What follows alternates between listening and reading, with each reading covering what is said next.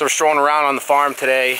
I'm with Ryan, and basically my goal was just to show him what I'm working with on this ground and just get a completely fresh opinion of how to hunt different parts. And he's going into it pretty much blind, except for the HUNTERRA map. And we basically, before we got on the farm, we talked about some of the key features that I thought were interesting. But now we're actually here on the ground just strolling through today, and we're in Dark Hollow. And I've talked a lot about Dark Hollow before.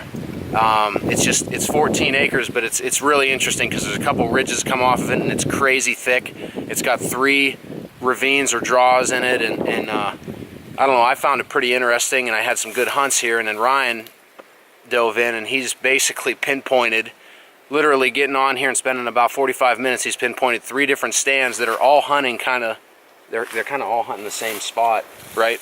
Yeah. But there's 3 different stand sites for different wind. 3 different transition points for 3 different basically wind directions, but same areas, you know, same type of thing. But you need those in an instant like this, as Ben said, with 14 acres, but so many different little transitions and little hogbacks and humps and ditches to go around. You know, you're not funneling them down to one area. So you need to have those different options to get into, especially, you know, coming in with your cover on a southeast wind. We're just right next to a tree we just identified on a southeast wind with a hedgerow as some cover. You know, you sneak in, you drop down, you get in the stand, and you're hunting undetected, and you leave undetected.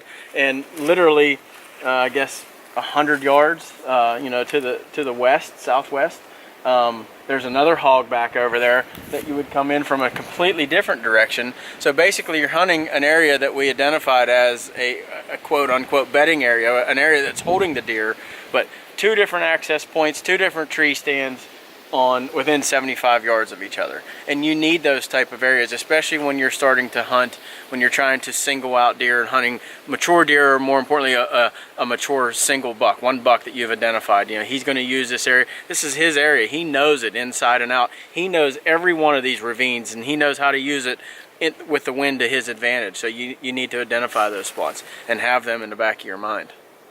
Yeah, it's really interesting how 14 acres doesn't seem like much, and there's so much variety. I actually got a little bit turned around in here just a little bit ago, and that it helps because it's really thick. But these stands are complementing each other, and I'm excited to get. I basically have to move one about 30 yards, and then I'm going to bring 2 fresh ones in. You can kind of see this white oak that I'm going to be in right here. It's actually just a beaut. It's just screaming. It's screaming tree stand. Put a tree stand in me. Yeah, I mean, it basically got three trees that are going to have good concealment up there. So, anyways, it's really cool just to kind of have a different point of view on the farm and have somebody fresh come in with a fresh perspective, make you think about some alternative options.